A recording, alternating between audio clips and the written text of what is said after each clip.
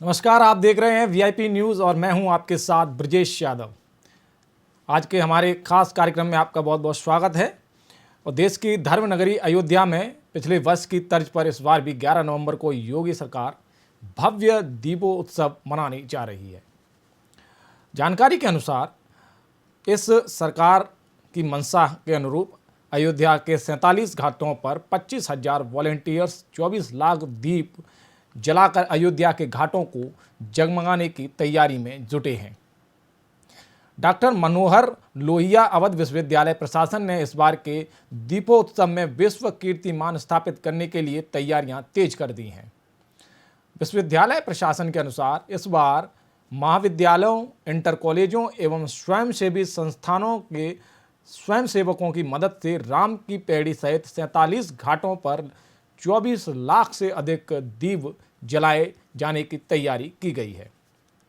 इस बार अयोध्या दीपों की रोशनी से जगमगाने वाली है। हालांकि इस आयोजन को लेकर राजनीतिक पार्टियों के बयान भी सामने आते रहे हैं। चलिए आज की जो चर्चा की शुरुआत करने से पहले मैं अपने मेहमानों से आपका परिचय करा दूं। इस खास चर्चा में हमारे साथ दीपक बघेल जी जुड़ेंगे, भाजपा से प्रवक्ता हैं। साथ ही आदर्श कटियार जी हमारे साथ कांग्रेस से जुड़ेंगे। इसके साथ ही हमारे साथ डीपी यादव जी समाजवादी पार्टी से अपना पक्ष रखेंगे। तो सबसे पहले दीपक बघेल जी, आपसे ही सवाल है, इस बार 11 नवंबर को क्या कुछ भव्य होने वाला है अयोध्या में?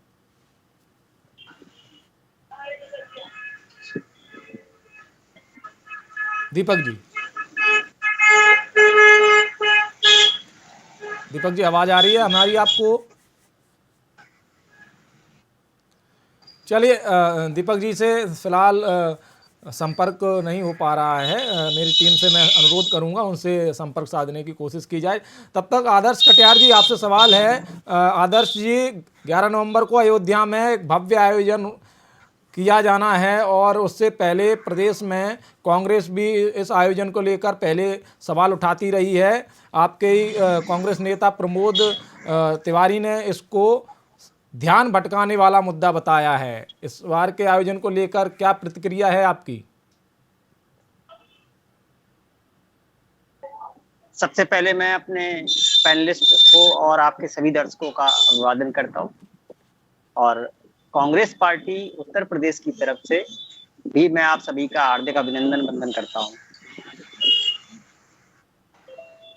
मेरा सिर्फ इतना ही मानना है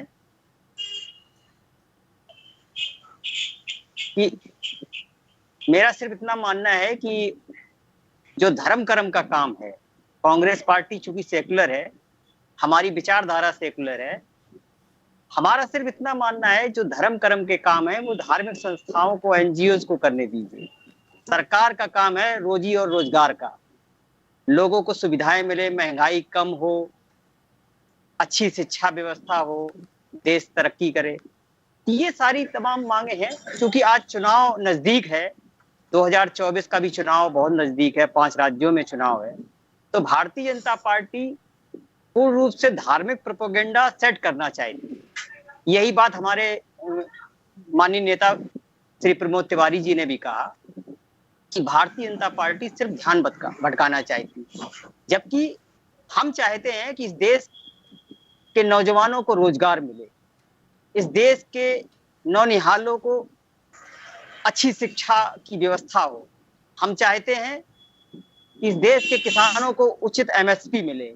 इस देश का किसान जो आज फांसी के फंदे चूम रहा है, क्योंकि आज शहीद आजम भगत सिंह का जन्म दिवस भी है, हम उनको नमन करते हैं, उनका वंदन करते हैं, उनको इस्तकबाल करते हैं, तो उनका भी आज स्मरण करना बहुत जरूरी है आपके मंच के माध्यम से। मैं सिर्फ इतना ही चाहूंगा कि किसान खुशहाल हो। इस देश में आज आए दिन माताओं और बहनों के ऊपर अत्याचार हो रहा है, उस अत्याचार पर कोई नहीं बोल रहा है। अभी कल की घटना है इंदौर में, महाकाल में एक 12 साल की बच्ची के साथ दुष्कर्म हुआ और वो बच्ची 2-2.5 अर्धनग्न अवस्था में खून से लथपथ घूमती रही। आदर्श किसी जी, भाजपा आप के मध्य नेता का प्रदेश बयान की नहीं आया। आदर्श जी, आप मध्य प्रदेश की घटना की बात कर रहे हैं। जी उज्जैन में शर्मनाक घटना सामने आई। हालांकि जी जी मैं ये आपने जो अपनी प्रतिक्रिया दी, हमारे साथ डीपी यादव जी भी हैं समाजवादी पार्टी से।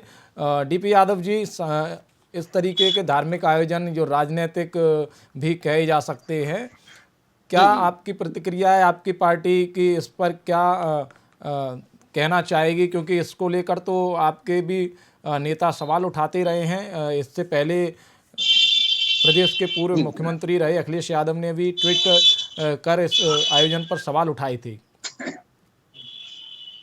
नहीं, देखिए, आज मेरा शहीद आजम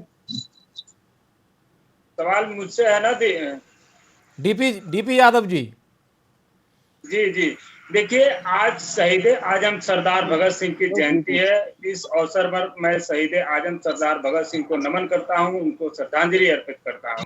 शहीद आजम ने जो सपना देखा था, शहीद आजम चूंकि भारतवर्ष में समाजवाद के पहले व्याख्याता थे, उन्होंने समाजवादी समाज की कहीं ना कहीं स्थापना के लिए अपने जीवन पर्यंत कार्य किया और एक छोटी सी उम्र में उन्होंने जो काम कर दिया वो मील का पत्थर साबित हुआ। देश की आजादी के लिए वो हंसते हंसते फांसी के फंदे पर चढ़ गए और उस आजादी को हमें कहीं ना कहीं आज संरक्षित और सुरक्षित रखना है। देखिए, जिस प्रकार से भारतीय जनता पार्टी काम करती है, नफरत की राजनीति करती है, नकारात्मक राजनीति करती है, लोगों का ध्यान भटकाने वाले राजनीति करती है, वो बहुत ही दुखद और दुर्भाग्यपूर्ण है।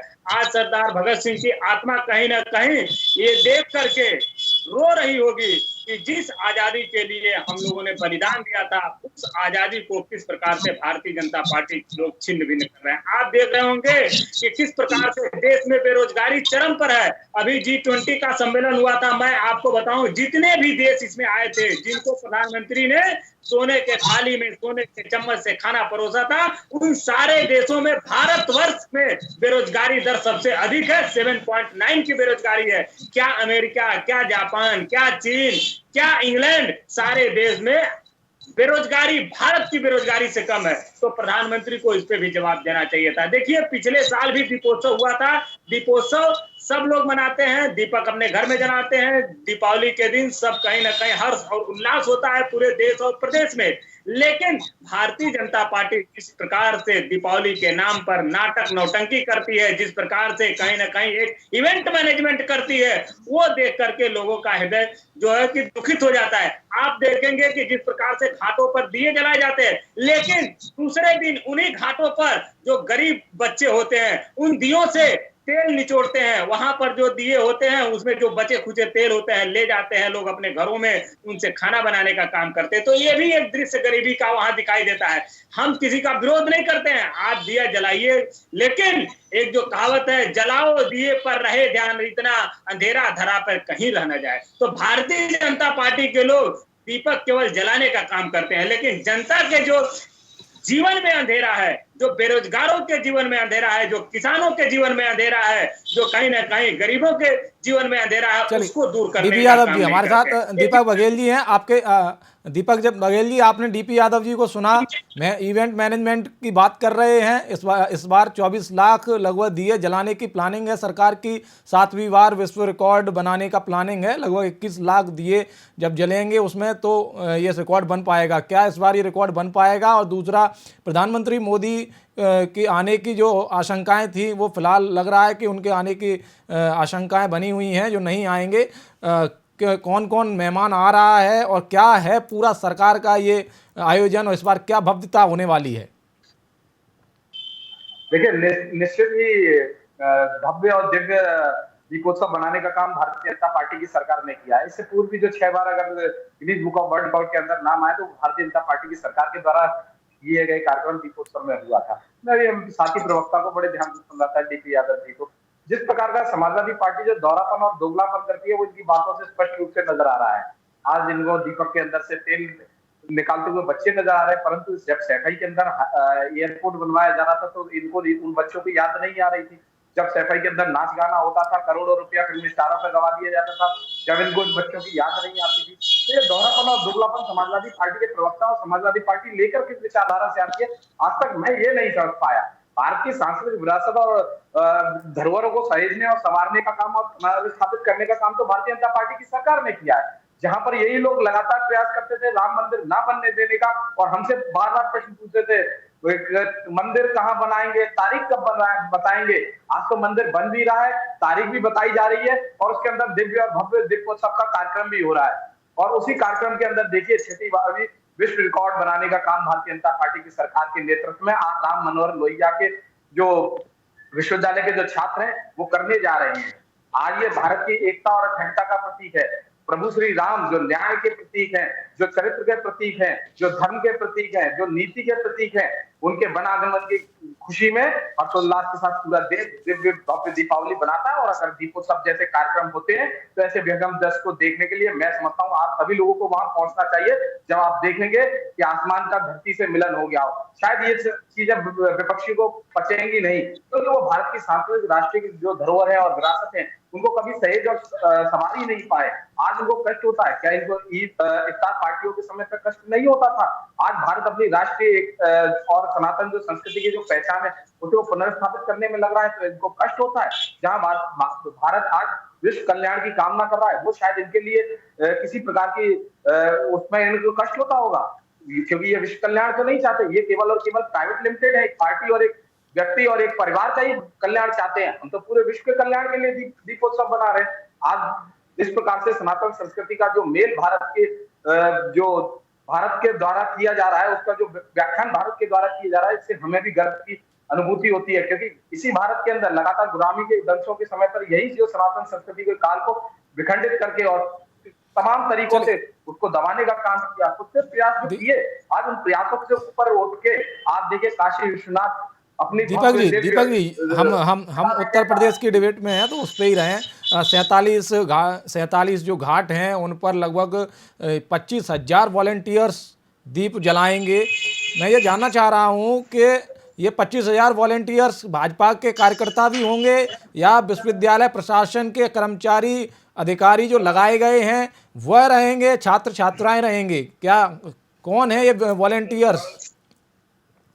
ये वॉलेंटियर्स वो सभी लोग हैं जो समाज के विभिन्न वर्गों से आते हैं, और इसकी जिम्मेदारी राम मनोहर लोहिया विश्वविद्यालय प्रशासन ने ली, और राम मनोहर लोहिया विश्वविद्यालय प्रशासन लगातार इसके लिए काम कर रहा है। वहां पर रजिस्ट्रेशन ओपन हो चुके हैं। जो भी व्यक्ति इसमें वॉलेंटियर बनना चाहता है वो वहां रजिस्टर करके अपने आप को ऑनलाइन वहां पर हो जाएगा, और उसके बाद में वो वॉलेंटियर बन जाएगा, चाहे वो राष्ट्रीय स्वयंसेवक संघ का कोई कार्यकर्ता हो या वो किसी अन्य पार्टी से आने वाला कार्यकर्ता हो। ये तो सबके लिए है, जो दीपोत्सव बनाना चाहता है, जो दीपोत्सव में आना चाहता है, उन सभी का हम तो स्वागत करते हैं। ये तो विचारधाराओं से ऊपर हट के बात होनी चाहिए, क्योंकि यहाँ तो सनातन संस्कृति की बात है, प्रभु श्री राम की बात है। जो धर्म और नीति के ज्ञाता थे, चरित्र के ज्ञाता थे, उनके अगर वनागमन के समय पर अगर ऐसी कोई कार्यक्रम होता तो उसमें सबको आना चाहिए। और मैं तो कहता हूँ इस प्रकार के कार्यक्रमों को प्रश्न उठाने से अच्छा है कि विपक्षी पार्टियों को साथ में आकर देश की जनता को और प्रदेश की जनता को एक अच्छा संदेश देना चाहिए। डीपी यादव जी, विपक्ष की पार्टियां क्यों साथ नहीं जा रही हैं? भाजपा तो बुला रही है आपको, इस आयोजन में बुला रही है, फिर सवाल आखिर इस धार्मिक आयोजन पर उठाने के पीछे की वजह क्या है?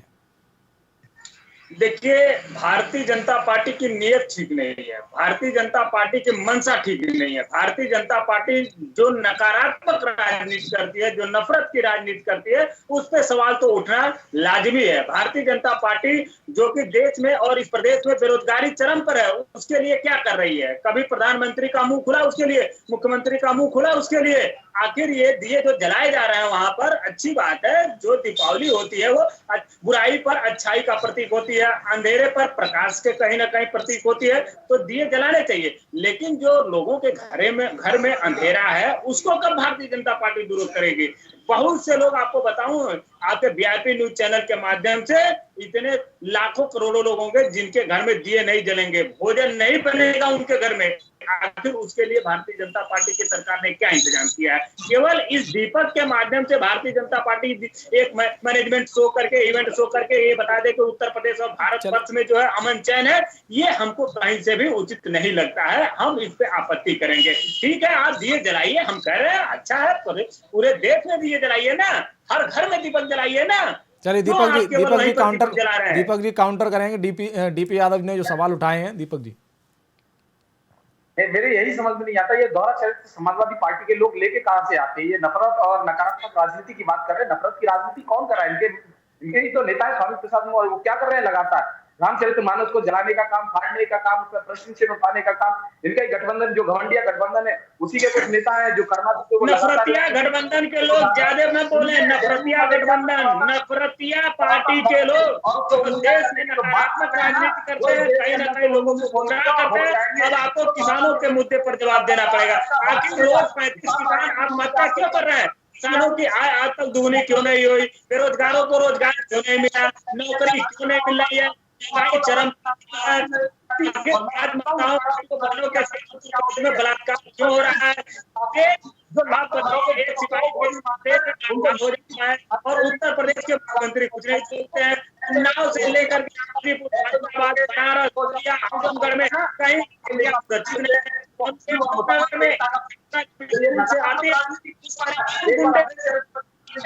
और उसको सड़क पर पटक देते हैं, उसकी हत्या हो जाती है, उसकी मौत हो जाती है। इसके जिम्मेदार कौन है? प्रधानमंत्री कब बोले थे? मुख्यमंत्री कब बोलेंगे? के लोग लाभ पहुंचाने के लिए किसको दिया?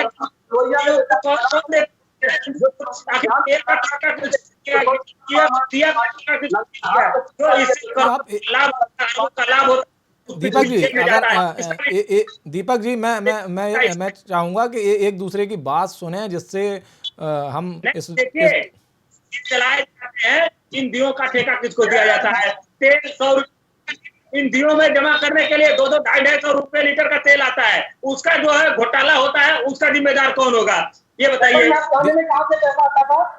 7 गाने में डीपी यादव की कहाँ से पैसा आता था, जरा बताइएगा। नहीं, कहाँ से आता था? बताइए ना। नहीं, वो वहाँ पे आते थे, सलमान खान नाचने आते थे और हीरोइनें नाचने आती थी, उनके लिए पैसा कहाँ से आता था, जरा बताइए। डीपी यादव की बताइए, वो पैसा कहाँ से आता था? उस समय बच्चों को भूख नहीं लगती थी, सबके घरों में दीपक थे, बेरोजगारी थी नहीं, सब लोगों को प्रॉपर भोजन मिल रहा था, सबको संपूर्ण आहार मिल रहा था। बताइए ना दीपक यादव जी। जनता देगी, जनता आपको जवाब देगी। लोक कलाओं पर लोक कलाकार जवाब दे दिया। जनता ने आपको 17 में भी जवाब दिया, जनता ने आपको 19 में भी जवाब दिया, जनता ने आपको 22 में भी जवाब दिया, जनता ने आपको नगर निकाय के चुनाव में भी जवाब दिया। और कितना जनता से जवाब की प्रतीक्षा कर रहे हैं? जनता ने तो लगातार समाजवादी पार्टी के जब से राष्ट्रीय अध्यक्ष श्री अखिलेश यादव जी बने, सर्वाधिक हार की स्थिति में समाजवादी पार्टी पहुंची है, तो अखिलेश यादव जी की नीतियों के कारण पहुंची है। तो एक बार इस पर चिंतन मनन करने का काम कीजिए। हर एक मुद्दे पर नहीं। इस बार 14 बार जो उत्तर प्रदेश से गायब रहे, बनवास लिया 14 वर्ष, उसी तरह से आपको जवाब देगी जनता उत्तर प्रदेश से। इस बार तो नामो निशान मिट जाएगा भारतीय जनता पार्टी। अरे हम तो स्वयं कह रहे हैं कि हम तो बनवास के बाद में आए, आप तय कीजिएगा आप कहाँ जाने को तैयार हैं। आप जाएंगे 14 वर्ष, आप भी जाइए बनवास, हम तो हो आए। हम तो होने के बाद आज सनातन संस्कृति की बात कर रहे हैं, हम तो सांस्कृतिक विरासत और धरोहर को सहेजने का काम कर रहे हैं। चलिए, हम राम सर्किट से लेकर बुद्ध सर्किट और बुद्ध सर्किट से लेकर सूफी सर्किट तक पर काम कर रहे हैं। हम कृष्ण जन्मभूमि पर काम कर रहे हैं, गंगोत्सव पे काम कर रहे हैं, हम काशी विश्वनाथ पे काम कर रहे हैं, माँ विंध्यावासिनी के विंध्याचल कॉरिडोर पर काम कर रहे हैं। दीपक जी हमारे साथ समाज के लोग चाहते हैं कि भारतीय जनता डीपी यादव जी और ने जिस प्रकार से आपकी सरकार को घोषी में लगा दिया था, और समझ चुकी थी कि घोषी में सच्चाई क्या है। पूरी सरकार लगी थी, आपके मुख्यमंत्री, उप मुख्यमंत्री डीपी यादव जी। चलिए, आदर्श कटियार भी हमारे साथ जुड़े हैं। आदर्श कटियार जी, राम मंदिर प्राण प्रतिष्ठा से पहले संभावित राहुल गांधी के दौरे को लेकर कई अटकलें लगाई जा रही हैं। पीएम मोदी के आने से पहले राहुल गांधी का दौरा होने की बात सामने आई है। क्या है इसके पीछे की सच्चाई, और क्या आपके हिसाब से इस धार्मिक राजनीतिक आयोजन को लेकर कांग्रेस नेता जो सवाल उठा रहे हैं, इसके पीछे क्या वजह है? मुझे ये जानकारी नहीं है कि राहुल जी का भी कोई दौरा इस तरीके का हो रहा है, आयोजित करा जा रहा है, मुझे जानकारी नहीं है। आपको सूत्र से जानकारी हुई हो तो जी माफी चाहूंगा जी। लेकिन क्योंकि दीपक की बात हो रही, ज्योति की बात हो रही है, लोगों को प्रकाश में करने की बात हो रही है, इस देश में मैं नहीं कह रहा हूँ कि आप दीपोत्सव ना करिए, आप खूब करिए। धार्मिक आयोजन तमाम धार्मिक संस्थाएं हैं इस देश में, वो कर रही हैं। आज मणिपुर जल रहा है, क्या इस दीपक की लौ से वहां उन बच्चियों को न्याय मिलेगा जिनके साथ दुष्कर्म हुए? बहुत बड़ा सवाल है। आज प्रधानमंत्री जी मौन है, आज देश की सारी कैबिनेट मौन है। मणिपुर के मुद्दे पर बात कर दो तो भारतीय जनता पार्टी के सारे प्रवक्ताओं के साथ सुन जाता है। इसी तरीके से अडानी के मुद्दे पर बात कर दो तो भारतीय जनता पार्टी के विद्वानों के मुंह में दही जम जाता है। मैं सिर्फ इतना ही चाहता हूँ कि देश के जो सवाल हैं, देश के युवाओं के जो सवाल हैं, देश की महिलाओं के जो सवाल हैं, देश के किसानों के जो सवाल हैं, उन सवालों पर बात करिए।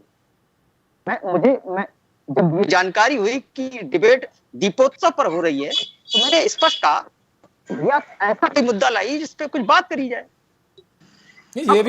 ये भी आदर्शी मुद्दा इसलिए है क्योंकि कांग्रेस सवाल उठाती रही है।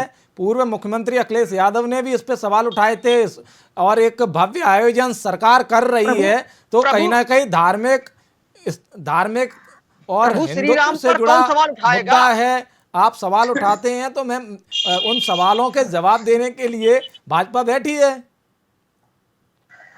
प्रभु श्री राम पर हमारी आस्था है और प्रभु श्री राम पर कौन उंगली उठा देगा?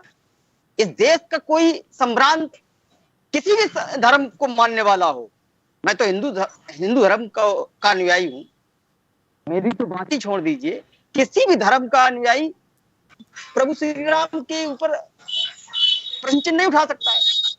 रही बात बाबरी मस्जिद और राम जन्मभूमि की, क्योंकि विवाद वहां कहां से शुरू हुआ, कहां खत्म हुआ, आज क्योंकि माननीय सुप्रीम कोर्ट ने विवाद खत्म कर दिया है, उसके बाद इस पर डिबेट होने का कौन सा औचित्य बनता है? जब इस देश में तमाम सवाल हैं और बुनियादी सवाल जिसके लिए हमने सरकार चुनी है, भले मैंने भारतीय जनता पार्टी को वोट ना दिया हो, तो कांग्रेस समर्थन करती है, कांग्रेस समर्थन करती है आपके हिसाब से कि ये जो भव्य आयोजन हो रहा है बहुत सही हो रहा है, सरकार जो आयोजन कर रही है सही कर रही है? आयोजन हो, आयोजन के लिए हम बिल्कुल हर तरीके से तैयार हैं, लेकिन सरकार आयोजन करे, ये सरकारी खर्चे से आयोजन हो, ये उचित नहीं है। दीपक बघेल जी, सरकारी खर्चे से आपत्ति है, आयोजन से आपत्ति नहीं है कांग्रेस को, सरकारी खर्चे से है। तो सरकारी खर्चे से आयोजन को लेकर आपत्ति होनी भी लाजमी है, आप इस पर क्या कहेंगे? चूंकि देश ने भारतीय जनता पार्टी को सरकार दी है, वो धार्मिक आयोजन के लिए नहीं दी, रोजगार के लिए दिए, रोजी के लिए दिए। आदर्श जी, आपने सवाल कर दिया है, दीपक जी हमारे साथ हैं, उस पर वो अपनी बात रखेंगे। जी जी जी। अभी आदर्श जी ने एक प्रश्न पूछा, प्रभु श्री राम पर कौन प्रश्न चिन्ह उठा सकता है? तो आदर्श जी को जानकारी होनी चाहिए, प्रभु श्री राम पर प्रश्न चिन्ह उठाने वाला कोई और नहीं बल्कि इनकी पार्टी के नेता थे। जब इन्होंने जो राम सेतु था उस पर ही प्रश्न चिन्ह उठाए, श्री राम के अस्तित्व पर प्रश्न चिन्ह उठाने का काम समाजवादी पार्टी कांग्रेस पार्टी ने किया था। इनके एक नेता है जो अभी सांसद ही है, उसके अलावा वो कुछ भी नहीं है। वो कहते हैं कि लड़के जो मंदिर में जाते हैं वो लड़कियां छेड़ने जाते हैं, ऐसा इनका धर्म के प्रति इनका रुख है, तो ये स्पष्ट रूप से नजर आता है। लेकिन भारतीय जनता पार्टी की सरकार ने तो ऐसे जो सांस्कृतिक विरासत के केंद्र थे उनका पुनरुद्धार करने का काम किया। आज पुनर्स्थापित हो रहा है, वहां पर रामलला की जो भव्य दिव्य मंदिर है आज वहां पर पुनर्स्थापित हो रहा है, और ये सनातन काल की जो परंपरा थी जिनको गुलामी के दंशों के झेलना पड़ा था, आज उनकी पुनर्स्थापना हो रही है और कई सनातनी अगर खुश है तो मुझे लगता है कि ऐसे आयोजनों को होना भी चाहिए, चाहे वो सरकारी खर्चे पे हो, चाहे वो किसी के व्यक्तिगत खर्चे पे हो, चाहे वो किसी भी खर्चे पे हो। मुझे नहीं लगता इस पर किसी प्रकार की कोई टीका टिप्पणी या प्रश्न चिन्ह उठाने की आवश्यकता है, क्योंकि प्रभु श्री राम हम सबके आराध्य हैं। उन्होंने किसी एक को सीख नहीं दी, आदर्श जी को भी सीख दी, डीपी यादव जी को सीख दी, और हम सबको बताया कि किस प्रकार से एक व्यक्ति को, मनुष्य को अपने जीवन में चरित्र का निर्वहन करना चाहिए, धर्म के मामले में किस प्रकार से निर्वहन करना चाहिए, नीति के मामले में किस प्रकार से निर्वहन करना चाहिए, और न्याय के मामले में किस प्रकार से निर्वहन करना चाहिए। और उसके बाद भी अगर किसी तरह का जो प्रश्न चिन्ह अगर ये लोग उठाते हैं तो मुझे इनकी मानसिकता पर शर्म आती है, मुझे इनकी विचारधारा पर शर्म आती है। जिस देश के अंदर जन्मे, जिस देश की जो सनातन और पौराणिक जो कथाओं से, वीर गाथाओं से सुन सुनकर हम बड़े हुए, ये उन पर विश्वास नहीं करना चाहते, अपने आराध्यों पर भरोसा नहीं करना चाहते, जो किस पर भरोसा करना चाहते हैं। मैं इतना ही कहना चाहूंगा, उसके बाद ये खुद तय करे और जनता तय करेगी कि जनता भारतीय जनता पार्टी के इस कार्यक्रम के साथ में या इन लोगों की जो बरगलाने की बात है उनके साथ। डीपी यादव जी, आस्था से जुड़े सवाल, आस्था से जुड़ी हुई आयोजन पर सवाल उठाने को लेकर भाजपा सवाल कर रही है, तो वजह क्या है आखिर? सवाल क्यों उठाया जा रहा है? क्या आप इस आयोजन को समर्थन नहीं दे सकते? क्योंकि आस्था से जुड़ा, भगवान राम से जुड़ा हुआ मुद्दा है। दीपावली और दीपोत्सव ये तो हिंदू धर्म का सबसे बड़े त्यौहार हैं। सिर्फ सरकारी राशि की वजह से सवाल उठाए जा रहे हैं, तो वो कहीं ना कहीं कर तो आपके आराध्य के लिए ही रहे हैं ना। बिल्कुल सही कहा आपने, ये प्रभु श्री राम के लिए कर रहे हैं, लेकिन ये प्रभु श्री राम के नहीं है। प्रभु श्री राम के नाम को बेचते हैं, उनके नाम पर अपनी दुकान चलाते हैं। हमें प्रभु श्री राम से कोई आपत्ति नहीं है, वो तो आराध्य हैं। उनका तो जीवन दर्शन सबको अपने जीवन में उतारना चाहिए। उनका जो जीवन दर्शन है, वो जिस मार्ग पर चले उस पर अनुसरण करना चाहिए, लोक कल्याण की बात करना चाहिए। लेकिन भारतीय जनता पार्टी के जो लोग हैं, वो कहीं ना कहीं प्रभु राम के नाम को बेचने का काम करते हैं, धर्म का धंधा करते हैं। इस पे हमें आपत्ति है। भारतीय जनता पार्टी के क्रियाकलाप पर आपत्ति है। भारतीय जनता पार्टी के जो कथनी और करनी में है अंतर है, उस पे हमें आपत्ति है। हम कहाँ कर रहे हैं? लोग अपने घरों में प्रभु राम की पूजा करते हैं, लोग कहीं ना कहीं वहां जाते हैं अयोध्या दर्शन के लिए। लेकिन भारतीय जनता पार्टी के जो लोग हैं, उनके मुंह में राम बगल में छुरी है, जो कहीं जनता को कभी आधा घोंपते हैं और कभी पूरी घोंप देते हैं। जनता का ये कहीं ना कहीं खून चूसने का काम करते हैं, उस पे हमें आपत्ति है। प्रभु राम की आड़ लेकर के ये बेरोजगारी के मुद्दे से दूर भागते हैं, महंगाई के मुद्दे से दूर भागते हैं, स्वास्थ्य की जो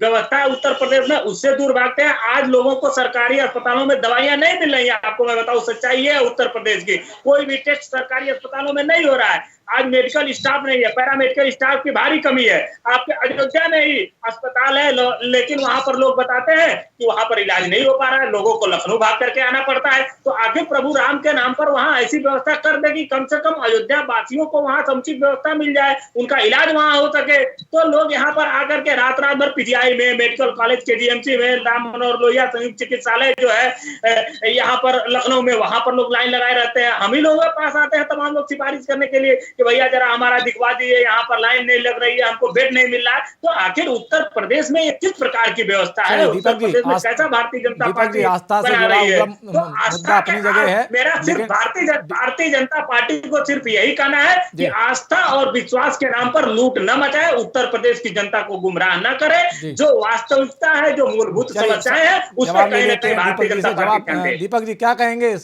डीपी यादव ने जो आरोप लगाए हैं, इस पर क्या कहना चाहेंगे आप? ठीक है, डीपी यादव जी के आरोपों को मैं बड़ी गंभीरता के पूर्वक सुन रहा था। खैर उनको डिबेट का टॉपिक नहीं मालूम, परंतु वो जो सवाल पूछते हैं, हम तो देखिए विपक्ष के सभी सवालों का जवाब देना पसंद करते हैं, क्योंकि फिर विपक्ष ये ना कहे कि भारतीय जनता पार्टी के प्रवक्ता भागते हैं, भारतीय जनता पार्टी के लोग जवाब नहीं देते। देखिए, इन्होंने कई सारे प्रश्न उठाए, बेरोजगारी के प्रश्न उठाए। मैं तो इनसे डीपी यादव जी से प्रश्न पूछना चाहूंगा। डबल डिजिट के अंदर थी बेरोजगारी दर, 18% थी समाजवादी पार्टी के 12 से 17 के कार्यकाल में बेरोजगारी दर। आज भारतीय जनता पार्टी के कार्यकाल में 3.9 आकर रुक गई है। क्या लोगों को रोजगार देने का काम नहीं हुआ? 6.5 वर्षीय सरकार के अंदर हम 6.5 लाख से ज्यादा तो सरकारी नौकरी नियमित रूप से दे चुके हैं। 2 करोड़ रोजगार नौकरी देने का प्रधानमंत्री ने वादा किया था प्रतिवर्ष, और आज की सरकार में 14 लाख लोगों को उत्तर प्रदेश में वादा किया था। कहाँ गया वो वादा? भारतीय जनता पार्टी चंद कुछ सैकड़े रोजगार देकर का वादा कर लिया। मंत्री ने कहा था कि 18 करोड़ रोजगार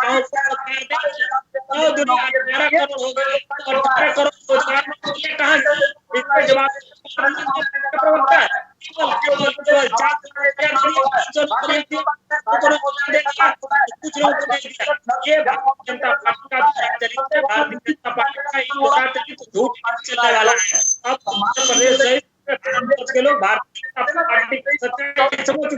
प्रधानमंत्री ने कहा था कि नहीं कहा था? किसानों की आय के लिए कहा था कि नहीं कहा था प्रधानमंत्री ने कि किसानों की आय हम 2022 तक दोगुनी कर देंगे। चलिए, चर्चा को विराम देने से पहले मैं